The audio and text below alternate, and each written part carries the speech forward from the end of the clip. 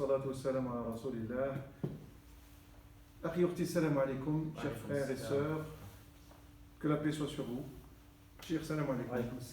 Donc nous revoilà avec vous, parmi vous, pour reprendre ensemble les appels que Dieu envoie aux porteurs de foi. Barakallahu fik, Cheikh, qu'est-ce que tu nous proposes aujourd'hui? بارك الله في الجميع الصائمون القائمون السلام عليكم ورحمة الله وبركاته صحة رمضانكم وتقبل الله منا ومنكم الصيام. نواصل مع الباقة الرمضانية مع الباقة الإيمانية، واليوم مع نداء آخر من نداءات الرحمن لأهل الإيمان، حيث يقول الله عز وجل في محكم تنزيله: يا أيها الذين آمنوا لا تحرموا طيبات ما أحل الله لكم ولا تعتدوا إن الله لا يحب المعتدين وكلوا مما رزقكم الله حلالا طيبا واتقوا الله الذي أنتم به مؤمنون. Tu peux...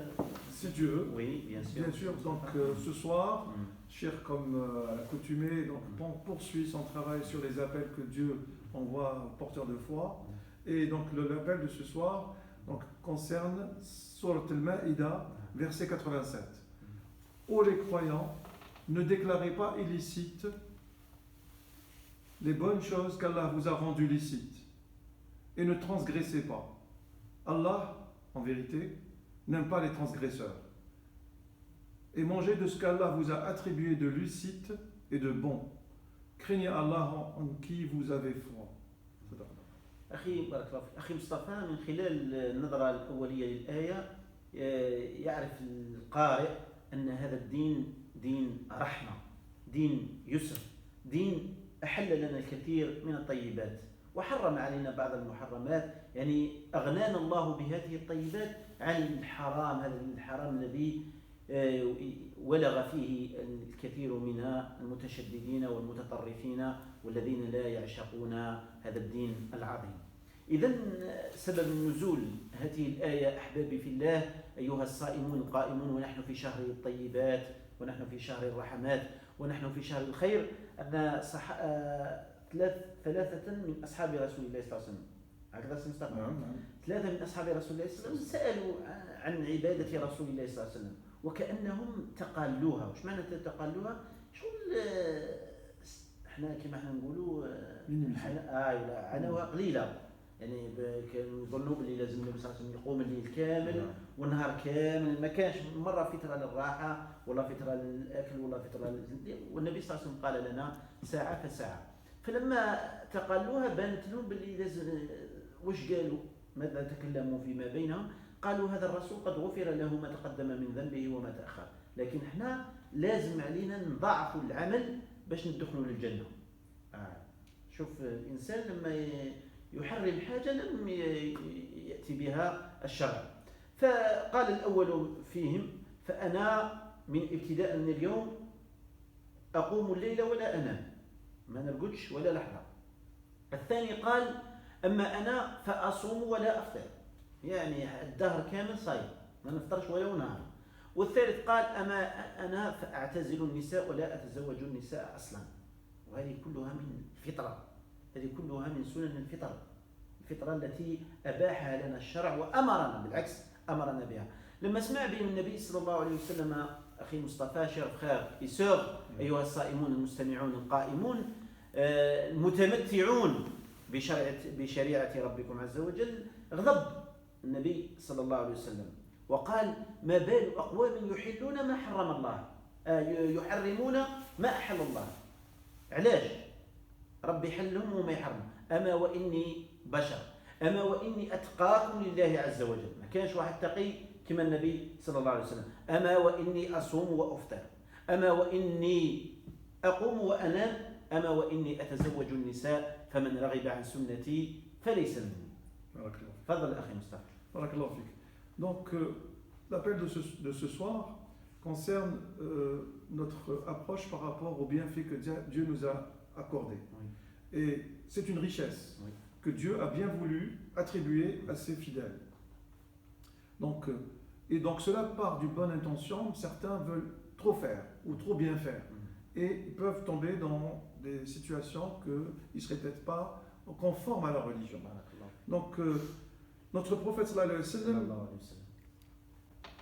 avait donc vu trois de ses compagnons qui se sont parlé, ils ont vu que le prophète sallallahu alayhi wa sallam adorait.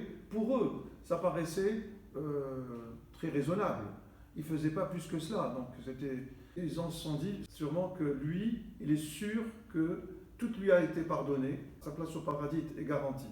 Ce qui n'est pas notre cas, on doit faire plus que le prophète sallallahu alayhi wa sallam. Un d'entre eux a dit, moi je suis capable de jeûner sans coupure, sans rompre le jeûne. L'autre a dit, moi je vais passer la nuit à faire la prière sans dormir.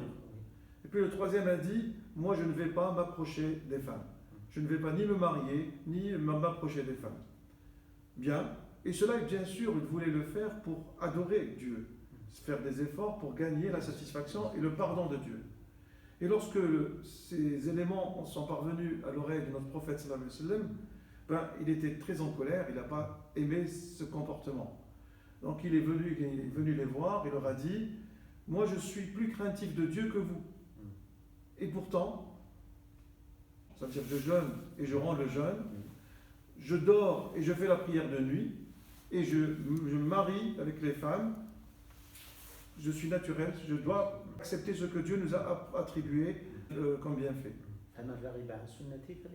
Et celui qui ne suit pas ma vision, ma façon de pratiquer, il ne fait pas partie de ma communauté. Et donc c'est pour alerter les frères et les sœurs de ceux qui vont excéder, faire plus qu'il n'en faut, peut-être même rendre illicite ce qui est licite. Se marier est licite. Et l'autre pour adorer Dieu, enfin l'un des compagnons, que Dieu soit satisfait de lui, pour mieux adorer Dieu, ou plus adorer Dieu, a déclaré de ne plus s'approcher des femmes, alors qu'il est licite de se marier. Donc notre prophète sallallahu alayhi wa sallam nous demande de ne pas laisser le licite, au contraire, ce qui nous a été attribué de bienfaits, il faut en profiter. Et d'ailleurs, il a parlé de richesse. On est riche de tous ces bienfaits que Dieu nous a accordés. Il faut en profiter. Mais en parallèle, adorer avec la façon dont notre prophète sallallahu alayhi wa sallam adorait Dieu. بارك الله فيك أخي مصطفى.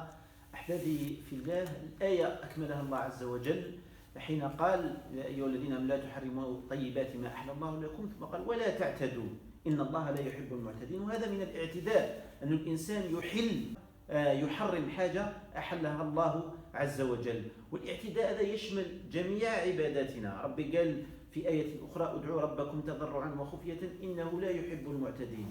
يعني أي أمر يكون فيه اعتداء على عبادة الله عز وجل فهنا الإنسان راح يدخل في خطر عظيم. كان نهز مثال أخي مصطفى، أحبابي الصائمون القائمون، مثلا الإنسان يقول يا رب واجعلني من المبشرين بالجنة، هذا اعتداء في الدعاء، لأن اجعلني من العشر المبشرين بالجنة، من العشر المبشرين بالجنة، قول اللهم اجعلني من المبشرين من الجنة. كي تحصل العشر المبشرين راح تدي بلاصة تاع واحد آخر، هذا اعتداء في الدعاء. لما تدعي على أولادك مثلا بالشر، هذا اعتداء في الدعاء. لما تعتدي على أخوك، تدعي إلى أخوك بالشر والعياذ بالله، هذا اعتداء في الدعاء. لما مثلا تصلي، احنا تقول أنا العشاء أعطاها لنا ربي مثلا 4 ركعات، أو تقول أنا من تقواي ومن ورعي يا أخويا نزيد واحدة، هذا اعتداء في العبادة. فاحنا مأمورون بعدم الاعتداء، مأمورون بالتمتع بالطيبات، بأن نحل ما أحله الله عز وجل، وأن نحرم ما حرمه الله عز وجل، ونكون عند حسن ظن Allah Azza wa Jal wa Nabiyina sallallahu alayhi wa sallam. Donc dans la deuxième partie de l'ayah, et ne transgressez pas, Allah en vérité n'aime pas les transgresseurs. Donc transgresser, c'est dans tous les domaines. Oui. Transgresser dans les adorations, mais transgresser aussi dans la vie de tous les jours, toutes les règles. Il faut savoir se limiter par rapport à ce qui est convenable, ce qui a été demandé de pratiquer. Rester dans le raisonnable. Par exemple, lorsqu'on fait des invocations, et si on fait des invocations en mal pour un frère ou pour les enfants, c'est une transgression. C'est parce qu'il n'est pas nécessaire, c'est une transgression. Lorsque on fait un dua en demandant à Allah de nous compter parmi les 10 qui sont avertis, qui sont informés, qui seront partis des 10 qui sont garantis, assurés d'avoir leur place au paradis. Ça part d'une bonne intention, mais c'est une transgression. Parce que les 10 sont déjà reconnus. Et si on veut faire partie des 10, ben, il y en a un certainement qui va en sortir. Donc c'est une transgression. Donc ce qu'on nous appelle, Dieu nous appelle de rester dans ce qui est raisonnable et de ne jamais transgresser, que ce soit dans les adorations ou dans les relations que nous avons, dans les comportements sociaux ou sociaux que nous avons avec notre environnement. Barakallahu fik Mustafa. صائم قائم. نختم أيضا بهذا الدعاء العظيم، بهذا الحديث العظيم للنبي صلى الله عليه وسلم، والذي يبين لنا قيمة ديننا. إن الدين يسر أخي مصطفى، إن الدين يسر ولن يشاد الدين أحد إلا غلبه. سددوا، قاربوا، أبشروا، استعينوا بالغدوة والروحة وشيء من الدلجة، وصلوا على حبيبكم مصطفى صلى الله عليه وسلم. دين يسر. بارك الله فيكم وصحة رمضان.